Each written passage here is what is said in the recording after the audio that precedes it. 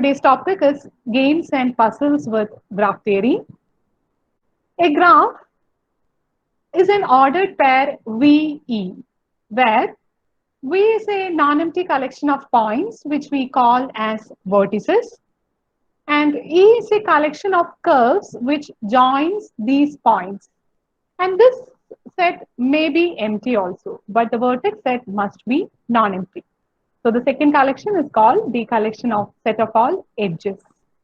When we write or when we say E equal to UV, it means that E is an edge which joins the vertices U and V.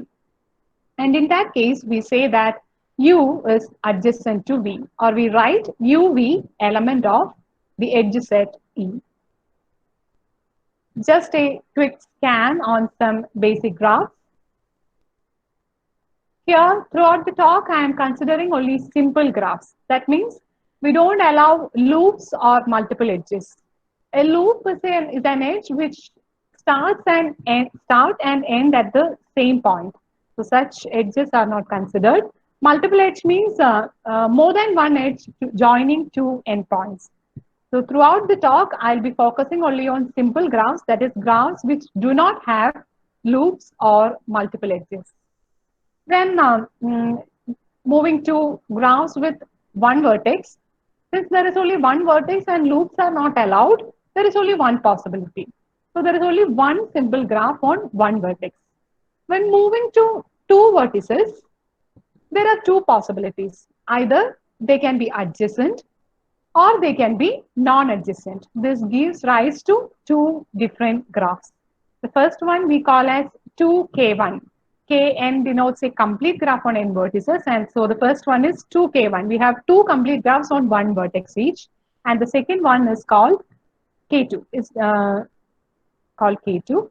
And similarly, you can see graphs on three vertices. There are four non-isomorphic graphs, and coming to graphs on four vertices, there are 11. So let me move on to the puzzle part.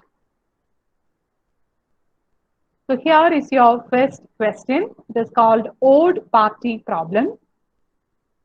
The question is like this: an odd man wished to conduct an odd party in which odd number of odd men participate and each odd man shake hands with odd number of odd men. Is it possible to conduct such an odd party? For mathematicians, odd means odd number. That is 1, 3, 5, 7, etc. But for literature people, odd means something which is different from others. All of you might have played picking the odd one out. So in that meaning also we have the word odd.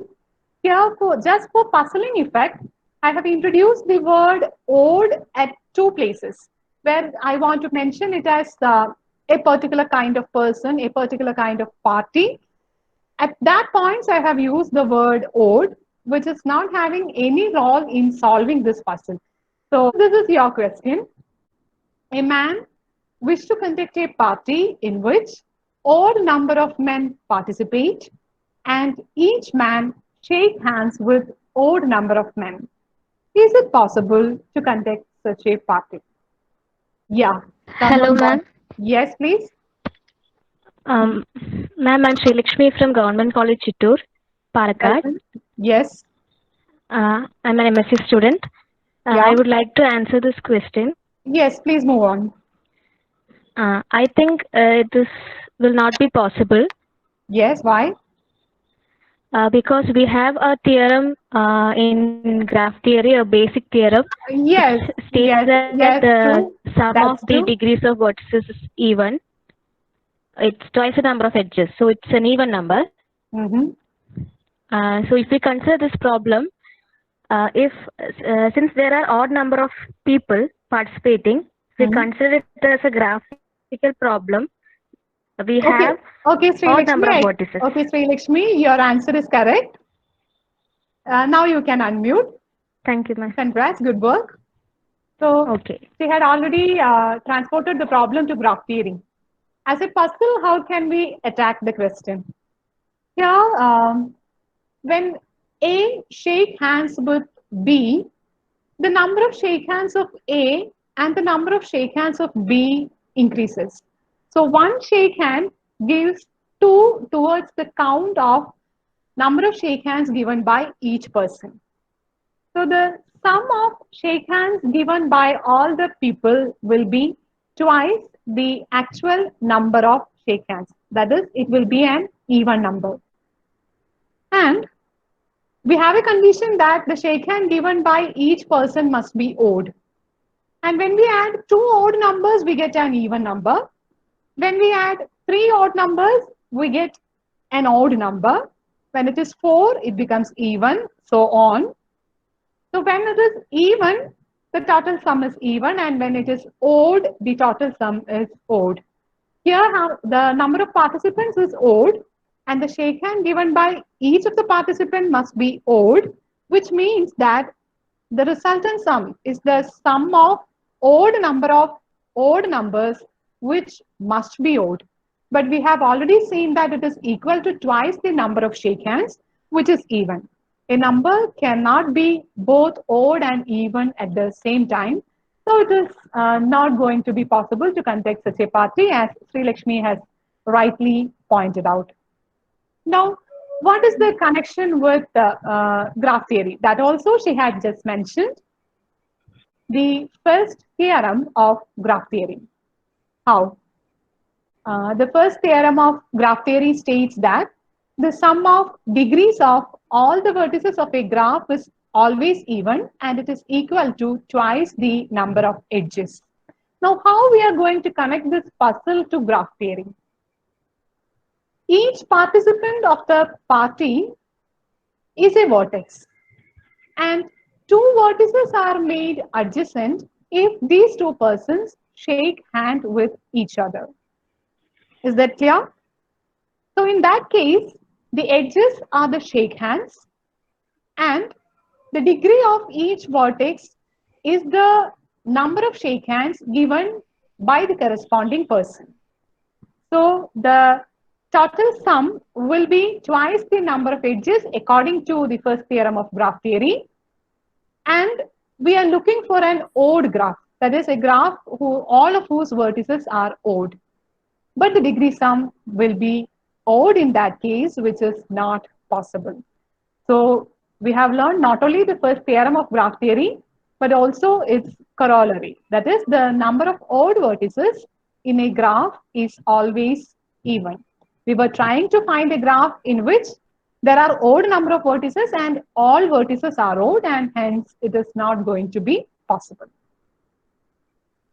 So I'm moving to my next question. It is a simple puzzle called decanting problem. There are three containers, A, B, and C. Each of this container is having capacity 8 liter, 5 liter, and 3 liter. I don't have any other measuring equipments. I want to split this 8 liter of water into two equal parts, that is 4 liter each, using only these three containers. So this is a question always asked during, say, interviews. So here comes the solution. Let this be the starting stage. 800 means the three containers are here. 8 is the water level in the first container.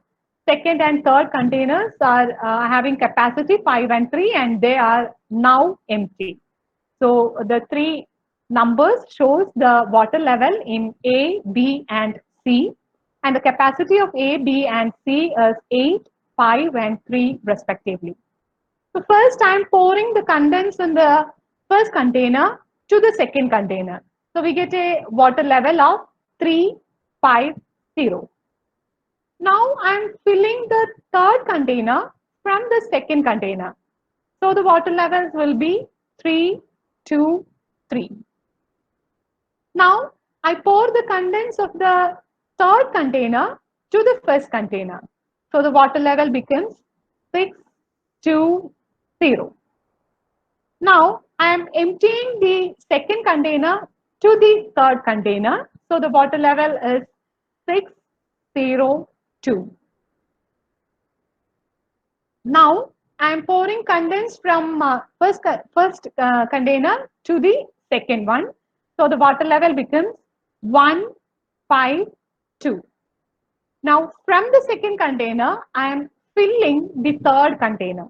So the water level becomes 143. And the last step, pour the contents of the third container to the first container, so that the water level is now 440. So using just these three containers, I am able to split 8 liters of water into two equal portions of 4 liters each. Now you can see that for this, I have taken 7 steps. So there are many questions. Is this the only way to solve this puzzle? Are there other methods through which we can split 8 liter into two equal portions of 4 liters each? And another question is regarding optimality. Is this the best way to do that? Here I have used 7 steps. Can we do it in 6 steps or 5 steps, or in a better way? So there are two questions. Is the solution unique, and is this the optimal way of doing it? And again, regarding this webinar, there is a third question: how this is going to be related to graph theory? The title suggests games and puzzles with graph theory. So let me take you to the world of graph theory. I am constructing a graph whose vertices are all possible water levels. So there are 24 possibilities. I named them from V1 to V24. Just have a look at it. 800 is a possibility. In the first container, if there is only 7 liters of water, then the remaining 1 liter will be either in the second container or third container. So that gives me two vertices, 710 and 701. Again, if the first container contains only 6 liters of water, then 2 liters are left out. Either that 2 liter will be in the second container or in the third container, or both of them contains 1 liter each. So that gives me three vertices, 620, 602 and 611. Similarly, for if the first container contains 5 liter, we have four possibilities. The next one, let me explain. If the first container contains only 4 liter, the remaining 4 liter gives us the following possibilities. It can be that the 4 liters is in the second container, so that the third container is not having water, which gives us 440. Similarly, 431, 422 and 413. Oh, there is a mistake. V114 is 413. But what about 404? Will there be such a possibility? Here we have to be a bit careful. The capacity of third container is only 3 liters. So there won't be a vertex which indicates 404 because it is not possible. So the 4 part gives us only 4 new vertices, 440, 431, 422 and 413. Similarly for the other possible capacities. So here we are having 24 vertices. Now let us move on to drawing edges. Here I am not showing you the complete graph. Those who are interested can do it by yourself. How to draw the edges? That is what I am explaining. If from a water level, it is possible using the three containers to reach another water level, then join those two vertices. That is, consider the vertex V1. It is 800. At that stage, we have only two possibilities. Either we can fill the second container, which gives me 350, or you can fill the third container, which gives me 503. So the vertex 800 will be adjacent only to two vertices. They are 350 and 503. That is V10 and V15. So V1 will be adjacent to V10 and V15. Proceed like this. Now consider the adjacencies of V10. From V10, what are the possibilities? Either I can fill the second container from the first container to get 053, or I can fill the second container from the third container to get 530. Obviously, I can refill the first container from the third container to get 800. So the degree of V10 will be 3. The first adjacency to 800 we have already drawn, and there will be 2 more adjacencies to the vertices 5, 3, 0 and to the vertex 0, 5, 3. Okay, so these are the possibilities. Proceed like this to complete the adjacencies of all vertices. The maximum possible degree of a vertex is going to be 4, since there are only 4 such possibilities from a stage to another. So the maximum possible number of edges is 108, sorry, 116, 96, 24 into 4, say 96.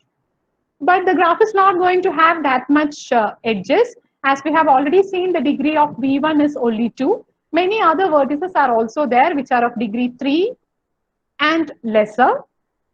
So obviously there will be less than 96 edges. Now we are having a graph in which there are 24 vertices and less than 96 edges, quite simple and quite handleable. Now what we need to do is to find a path from 800 to the vertex 440. Find a path from V1 to V11, which will be quite simple. There are only 24 vertices. You can find all possible paths from V1 to V11. That gives all possible solutions. And we can look for the minimal path from V1 to V11, which gives you the optimal solution. In this case, the optimal solution is using 7 steps. And obviously, that is not unique. If you complete the graph and look for the paths, it will be a real fun. So I leave that as an exercise. And I am moving to the third puzzle. So it's again another simple puzzle. It is a seating problem. There are 9 members in a new club. They meet on every week and they sit around a round table. Obviously, we have a tendency that we always sit near someone who is familiar to us. All these 9 members need not know each other. They are new to the club. So the club members decided to bring a strategy. They decided to have different seatings on each day so that if A sits near B and C on the first day, second day, they won't sit together. This is applicable to all the members. This is just to make sure that each member gets a chance to interact with all other members. The question is, how many days can this arrangement last? So there are only 9 members in the club. Each day, I want each one of them to sit near a new member. So how long will it last? Okay, let me move on. There are only 9 members. If the first member sits near 2 and 3, the next day he cannot sit near 2 and 3. The next day he has to go for 2 new members, say 4 and 5. Again, next day 2 new members, 6 and 7. Next day 8 and 9. Next day is not possible.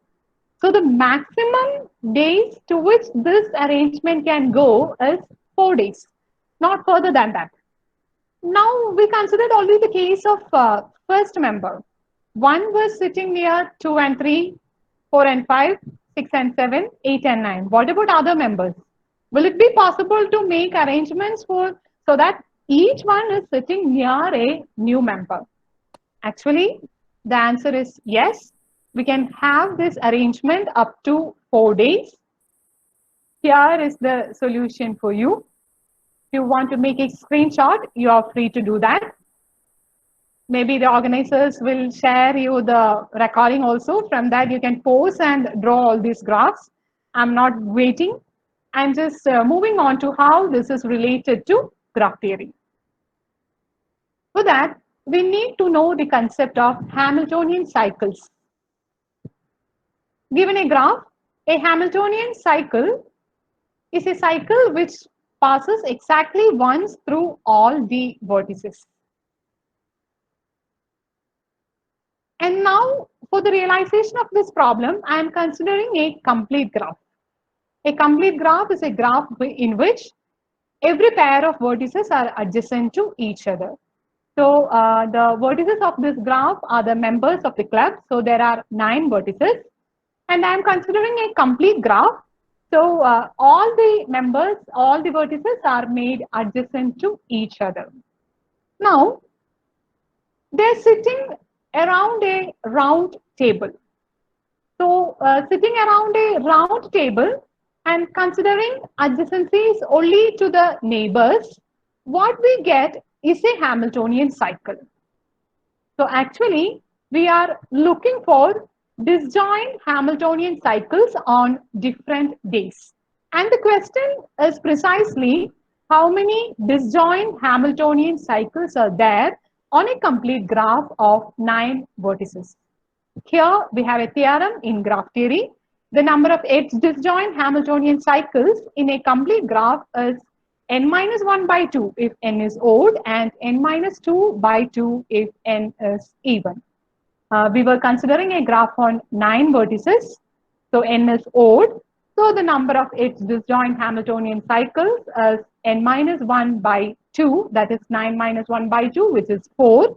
And I have already shown you that 4 Hamiltonian cycles. So that solves the seating problem. Now, let me move on to a bit of research areas in graph theory. Otherwise, you may think that graph theory is only solving some puzzles. So, let me show you some research areas of graph theory. There are many. I have selected a few which I found interesting. Say graph operators, graph dynamics, graph classes. Algebraic graph theory, it's a fast growing branch. Then graph parameters, graph labelings, and applied graph theory, say like social networking and all. So these are some of the areas in which hardcore research is going on in graph theory. Today, I'm focusing on graph labelings.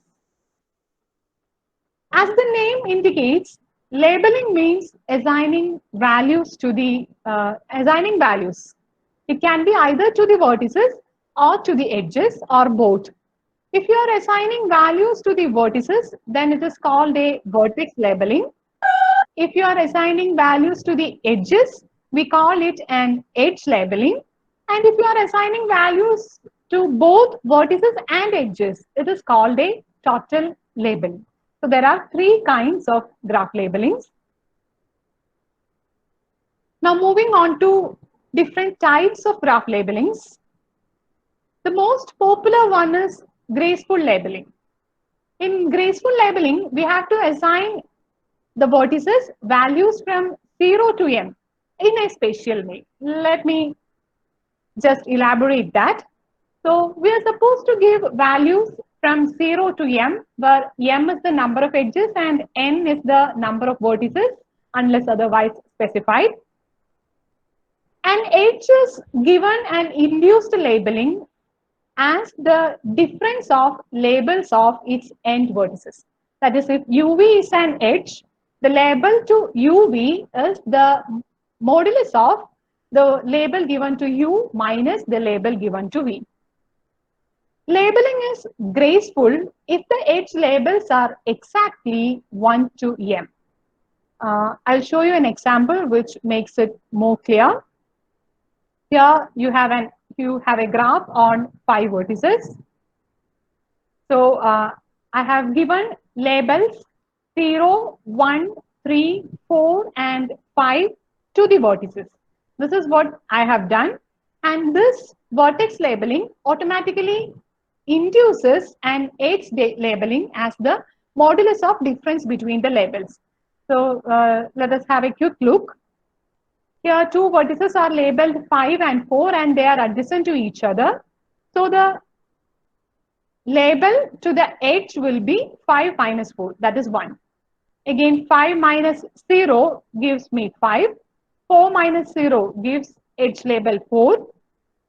Modulus of 0 minus 3 gives me the edge labeled 3 and 3 minus 2 gives me 2. So here you can see that the edge labels are precisely 1, 2, 3, 4, 5. I have labeled the vertices and they have induced an edge labeling in such a way that the edge labels are exactly 1, 2, 3, 4 and 5. So this is a graceful graph and this is a graceful labeling to that graph. Please note that the graceful labeling need not be unique. The same graph can be given different graceful labelings. That was graceful labeling. Another one is edge graceful labeling. Here we are doing the reverse thing. Here we are labeling the edges. Edges must be assigned values from 1 to m, where m is the number of edges. And I am taking p as the number of vertices in this case. From the edges, an induced labeling is given to the vertices as take the sum of all edges, all edge labels which are incident on that particular vertex and take modulo p. What we get is the label induced to that particular vertex. Here what we want is that the vertex labels must be exactly from 0 to p minus 1. If such a labeling exists for a graph, we call such graph edge graceful graph. Another one is harmonious labeling. I'm not going into the details. Here again, we are labeling the vertices from 0 to m minus 1. And so that the edges receives label 0 to m minus 1. Again, modulus is taken. In edge graceful labeling, it was modulus p, the number of vertices. And here it is modulus m, the number of edges. So another one is graph coloring. Graph coloring is also a particular kind of graph labeling. Instead of giving values, we are giving colors. If we consider colors as values, graph coloring becomes a graph labeling. So it is only a special kind of graph labeling. Graph coloring is only a special kind of graph labeling. And now I'm moving on to Leech labeling, on which I'll elaborate a bit. So what is a Leech labeling? Leech labeling is only for trees, not for all graphs. So what is a tree? A connected acyclic graph is what we call a tree. Connected means between any two vertices there must be a path. Acyclic means there should not be any cycles. So the absence of cycles makes the path between the vertices unique. So trees can be viewed as graphs in which there exists a unique path between every pair of vertices. And since there are n vertices and exactly one path between any two vertices, the total number of distinct paths in a tree will be nc2, that is n into n minus 1 by 2. This property gives rise to the special kind of labeling called Leech labeling. Here, we are assigning distinct positive integer edge weights. The labels are also called as weights. So we will be giving values to the edges. And the weight of a path is the sum of the weights of the edges present in that path. As we have already seen, in a tree, there will be NC2 paths. So what the condition says is that the weights of these NC2 paths must be all distinct, and that must be exactly 1, 2, 3, etc. NC2. So this is a bit tough condition when compared to graceful labeling or harmonious labeling. Let us, if a tree admits a graceful labeling, it is called a Leech tree. Let us have some examples. So this is a path on 4 vertices, V1, V2, V3, V4. As you can see, I have given edge labels as 1 to the edge V1, V2, 3 to the edge V2, V3, and 2 to the edge V3, V4. So let us look what are the path weights. Obviously, every edge is a path of length 1. So 1, 2, 3 are already path weights. Now what are the remaining paths? V1, V3 is a path. The path weight is 1 plus 3, 4. V2, V4 is another path.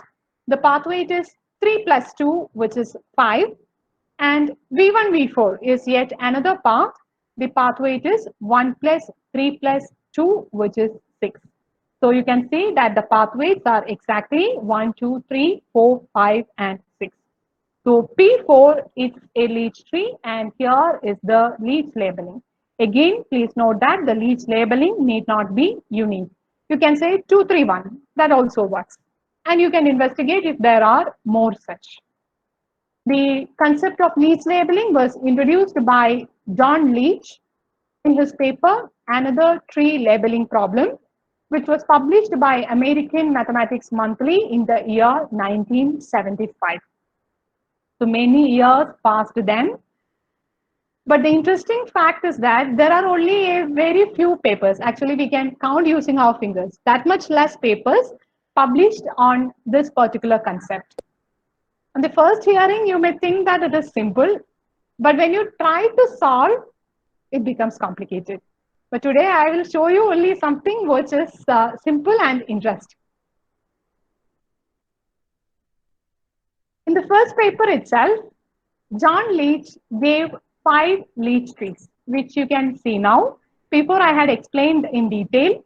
P2 and P3 are quite simple. K13, you can see that 1 and 2 are edge weights. Then V1, V3 gives path of weight 3. 4 is an edge weight and obviously a path weight. V1, V4 gives path weight 5 and V4, V3 gives a path of weight 6. Similarly, in the third graph, you can check there are 6 vertices. So there will be 6C2, that is 6 into 5 by 2, 15 distinct paths. And you can see that there are all path weights from 1 to 15 present in this particular kind of labeling. Let us look into some properties of leech trees. We need a path of weight 1. To have a path of weight 1, an edge must be labeled 1. So when we have a tree with a leaf labeling, we can be sure that there is an edge which is labeled 1. Again, we need a path of weight 2. And we are not allowed to repeat the labels. So we can't look for 1 plus 1. So the only way in which I can get a path of weight 2 is to label an edge with the number 2. So in a leech tree, there will be an edge which is labeled 1 and there will be another edge which is labeled 2 for sure. What about 3? We cannot be sure whether 3 is an edge label or not. As I have already shown you in the previous example, in the case of P4, 3 is present as an edge label, but in the case of K13, 3 is not present. 3 comes as 1 plus 2. So whether 3 is present or not depends upon whether the edges labeled 1 and 2 are adjacent to each other or not. Now, what about the longest path? Please note that I am saying only longest path, not maximum, but a maximal path. NC2 will be the path weight of a longest path. Otherwise, what happens? If NC2 is the weight of a path which is not longest, then we have a path which contains this path and the path weight will be obviously NC2 plus something. So, which doesn't satisfy the required condition. So, NC2 will always be the path weight of a longest path. There can be more than one longest path, no issues. But NC2 will be the weight of some path which is a longest path. Now let us see which all paths are leech trees. in a path, the longest path is the path itself. Okay, so the path weight of Pn must be NC2. That is the only longest path present. And we have already seen that NC2 is the weight of a longest path. So NC2 is the path weight of Pn. Now, in Pn, we have n minus 1 edges. And this n minus 1 edges must be given distinct values. So the least possible is give them values 1, 2, 3, etc. n minus 1. And what is the total sum of first n minus 1? So we have already seen that 1, 2, etc. n minus 1 are the minimum possible edge weights of Pn. And the sum of first n minus 1 natural numbers is n minus 1 into n by 2, which is our NC2. So we can be sure that the edges of Pn are labeled using 1, 2, etc. n minus 1 in some order. So what will be the order? That is the next question. We know for sure that one edge is labeled 1 and one edge is labeled 2. Near 1, if there is an edge which receives a label, say k, the path weight of the path with these two edges will be k plus 1. And we know that 1, 2, etc. n minus 1 are already path weights. So if k plus 1 is anything among 1, 2, etc. n minus 1, then we are in trouble. That means k plus 1 must be greater than n minus 1. That is, k must be greater than or equal to n. So the edge which is labeled 1 can have only one neighbor, and that neighbor must be labeled as n minus 1. So 1 plus n minus 1 gives me a path of length n. So that is the case with 1. The edge 1 is adjacent only to one edge, and that edge is labeled n minus 1. Now let us see what happens to the edge which is labeled 2. If 2 is near to an edge which is labeled k, we get a path of weight k plus 2. From edge weights, we already have path weights from 1 to n minus 1. And we know that n minus 1 is sitting near 1.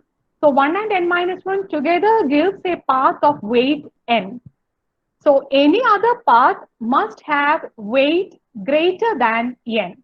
That is, k plus 2 must be greater than n, which means k must be greater than or equal to n minus 1, greater than n or greater than or equal to n minus 1. So 2 is also adjacent only to n minus 1.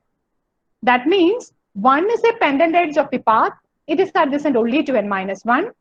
2 is again a pendant edge of the path, and it is adjacent only to n minus 1, which leaves us with the only possibility 1, n minus 1, 2.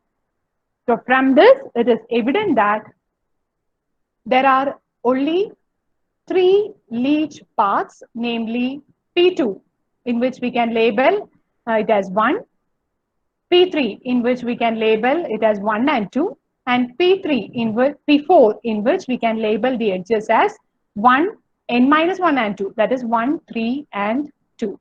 So there are only 3 leach paths. Regarding leach star labeling also, we can use some techniques to see that the only leach stars are K11, which is same as P2, K12, which is same as P3, and K13.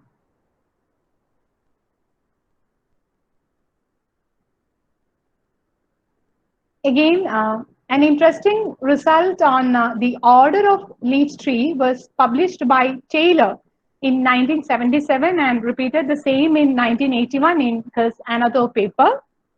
The proof is quite interesting. It is not at all using any graph theory, say number theory, and we get a result in graph theory. The result says that if T is a leach tree, then the order of the tree will be either k square or k square plus 1. That is either a perfect square or perfect square plus 2. This is the proof technique used to find all leech trees which are bistars. And the surprising thing is that while trying to solve for bistars, what we get is exactly the 5 leech trees given by Leach in his first paper. So this gives us an intuition that these can only be the 5 leech trees, but that is still an open problem. So these are the papers which are published on leech trees. And here you can see which all graphs are proved to be non-leech trees, that is, which are not leech trees. And since leech labeling was a bit tough to solve, some similar labelings were also introduced, like say minimal distinct trees, modular leech trees, leaf leech trees, and almost leech trees. Does there exist leech trees other than the 5 non-leech trees? I have shown you the 5 leech trees. Apart from that, if you find at least one more leech tree, you can publish a paper. And only 5 leech trees are known, but whether there are only finite number of leech trees, even that fact is open. So if you can prove that, prove a bound for the number of vertices or number of edges for a leech tree, that proves that there exist only finitely many leech trees. So if you are able to prove that, then itself that will be great. And the other problems depend upon the concepts of modular leech trees, which I didn't go into the details. So with that, I'm concluding.